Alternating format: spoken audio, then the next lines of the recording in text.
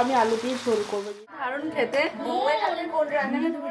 Hello everyone, আসসালামু আলাইকুম। আমি মাইশা, তোমাদের আমার আরেকটি ব্লগে স্বাগত জানাই। তো আজকে আমি চিকেন রান্না করছি।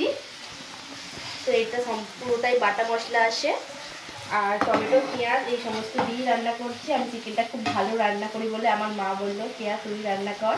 আর আমি তো এখন আমার আছি বাপের বাড়িতে, তোমরা তো সকলেই জানো। আর আমার কালকের ব্লগটা দেখলে তোমরা জানতেও পারবে। আর যদি কেউ না দেখে থাকো প্লিজ তোমরা কি আমার আগের ব্লগটা দেখে নিছো।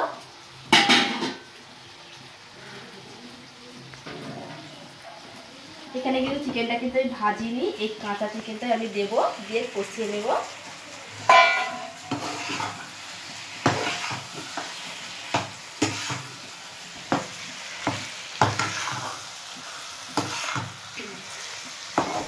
তো আমাদের আরামবাগ চিকেন যে ফেমাস, এটা তো তোমরা সকলেই জানো। আর আমরা কালবাট মুরগি খাই, আমরা ব্রয়লার খাই না আরামবাগের মানুষেরা। মানে বেশিরভাগটাই আমাদের এখানে কালবাট মুরগি, আর আমাদের এই মুরগিটা খেতেই বেশি ভালো লাগে।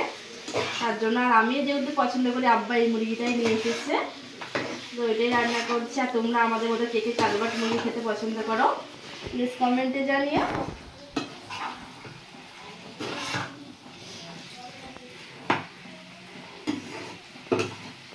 আর গাইস এই খুন্তিটা কেমন তোমরা বলো।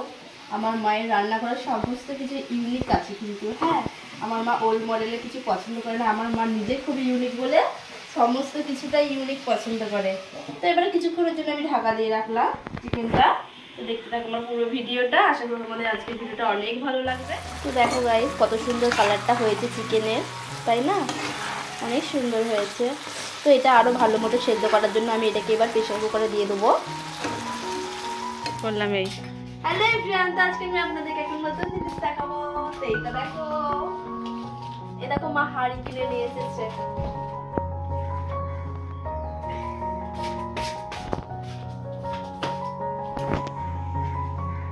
সিলভারের হাঁড়ি হবে হয়তো। তোমরা ভাবছো আমি তোমাদের সাথে কেন হাঁড়ি শেয়ার করছি, হাঁড়ি আবার কি এমন জিনিস, তাই না? তো দেখতে থাকো আমার পুরো ভিডিওটা, আপনাদের তোমাদের অনেক ভালো লাগবে এই জিনিসটা দেখে। কাছে না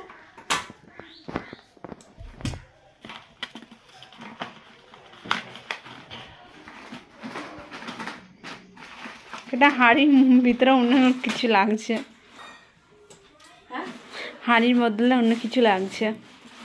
এটা হাঁড়ি, ঠিক আছে? কাঁসার হাঁড়ি। তো এই হাঁড়িটা হলো তামার হাঁড়ি। আমার মায়ের অনেক দিনের ইচ্ছা ছিল যে তামার হাঁড়িতে বিরিয়ানি করবো, কারণ বিয়ে বাড়িতে এত সুন্দর বিরিয়ানি হয় একমাত্র তামার হাঁড়িতে হয় বলে বিরিয়ানিটা।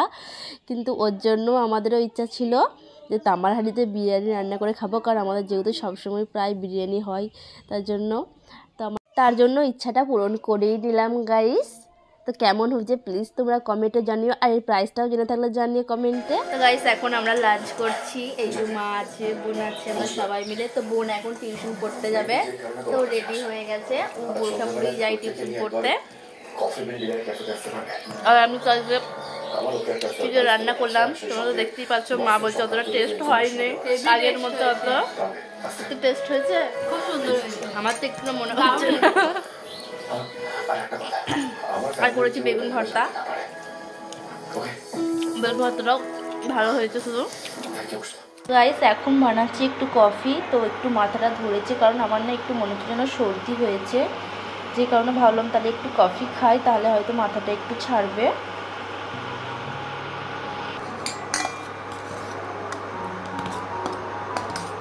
তো এই কফিটা আমরা ভাইজ্যাগ থেকে নিয়ে এসেছিলাম, আর ওখানের কফিটা মানে এত সুন্দর খেতে, মানে মনে হয় যেন আর একবার ভাইজ্যাগ যায় আর আরও কোথাও গিয়ে আবার ওই কফিটা নিয়ে আসি। মানে অসাধারণ স্বাদ। এই কফির সাথে অন্য কোনো নেসক্যাফে ব্রু কফি মানে কোনো কিছুই মানে কোনো পার্থক্য নেই, এই কফিটা এত সুন্দর খেতে না।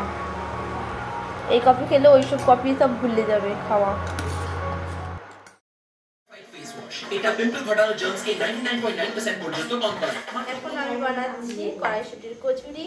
তো এর আগের বারও আমরা 4-5 বার হয়েছে, মানে এই শীতের শেষ। তো কড়াইশুঁটিটা না খেলে আর হবে না, ওর জন্য কড়াইশুঁটির কচুরিটা খাওয়ালাম লাস্ট। বলো, আমি তোমার গান শুনতে দেখেছি। কি দেখেছি?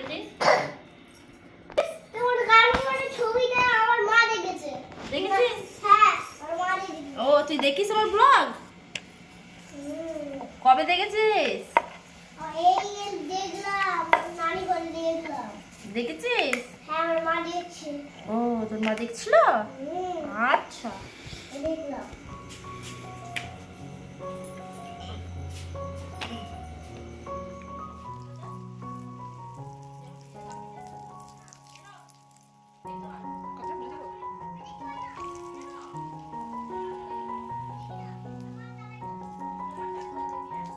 তো এখন আমরা সবাই মিলে নাস্তা করছি কড়াইশুটির কচুরি আর ঘুগনির সাথে।